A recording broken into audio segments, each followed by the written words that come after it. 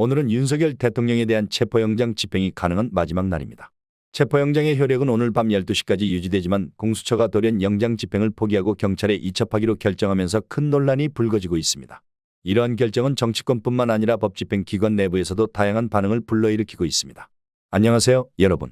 공수처는 이번 체포영장 집행과 관련해 직접 실행을 포기하고 경찰에 이를 일임하는 방침을 밝혔습니다. 공수처의 이 같은 조치는 예상치 못한 일이었고 이를 두고 법적 정당성과 책임 회피 문제에 대한 논란이 제기되고 있습니다.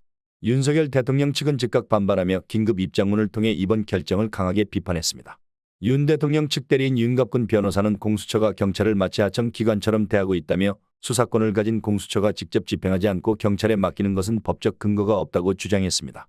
그는 경찰이 공수처의 신호에 따라 위법한 영장 집행에 나설 경우 이는 명백한 집권남용이며 경찰 공무원 개개인에게 법적 책임이 돌아갈 것이라고 경고했습니다. 공수처의 결정에 경찰 내부에서도 불만이 고조되고 있습니다. 경찰 관계자들은 수사권은 공수처가 가지면서 집행은 우리에게 떠넘긴다며 책임 회피에 대한 비판의 목소리를 높였습니다.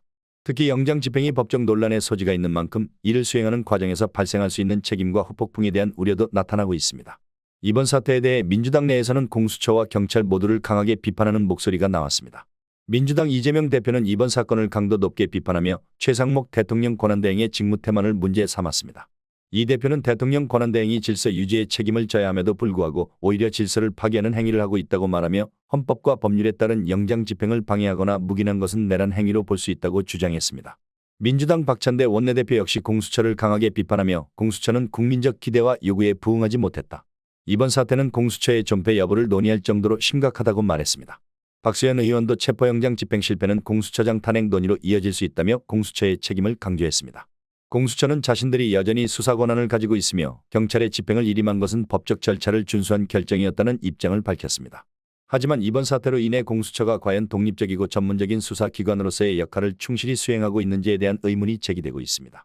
이번 체포영장 집행 논란은 단순히 법집행 문제를 넘어 정치적 공방의 중심으로 떠오르고 있습니다. 윤석열 대통령 측은 공수처의 수사가 처음부터 불법적이었다는 점을 강조하며 법적 대응을 예고한 반면 민주당은 공수처와 대통령 권한대행을 동시에 비판하며 책임론을 부각시키고 있습니다. 특히 이번 사건은 공수처와 경찰, 정치권 사이의 갈등 구조를 심화시키며 앞으로도 법적 정치적 논쟁이 이어질 가능성이 큽니다. 체포영장 집행이 이루어지지 않을 경우 이를 둘러싼 책임 공방은 더 커질 것으로 보입니다. 오늘 밤 12시까지 남은 시간 동안 윤석열 대통령 체포영장이 집행될 가능성은 낮아 보인다는 전망이 우세합니다. 그러나 이번 사건이 남긴 정치적 파장과 법적 논란은 쉽게 가라앉지 않을 것입니다. 공수처, 경찰, 민주당, 윤 대통령 측 모두 앞으로 어떤 입장을 취할지 그리고 사태가 어떻게 마무리될지 국민의 관심이 집중되고 있습니다. 새로운 소식이 들어오는 대로 추가로 분석해 전달드리겠습니다. 지금 벌어지고 있는 상황을 여러분은 어떻게 생각하시나요? 여러분의 의견을 댓글로 남겨주세요. 좋아요와 구독을 눌러주시면 더욱 빠르게 소식 전달드리겠습니다.